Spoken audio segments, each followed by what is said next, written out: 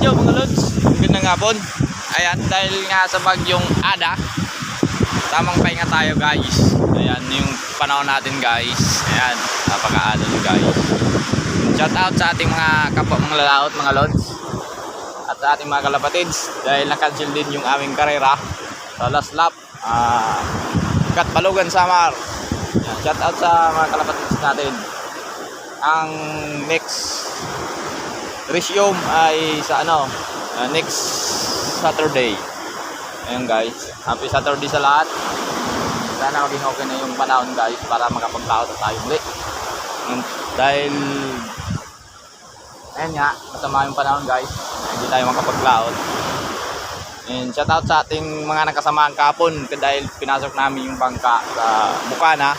Doon dinadala guys pag masama dito yung panahon, maalon, doon dadalhin sa Bukana, tinatawag na yung Bukana guys. Shout out yung mga kasama natin doon na mga lalaot na dinala yung bangka nila kay Pari Giarwin at sa Pulang Araw at sa Papay at marami pang iba. Ayan,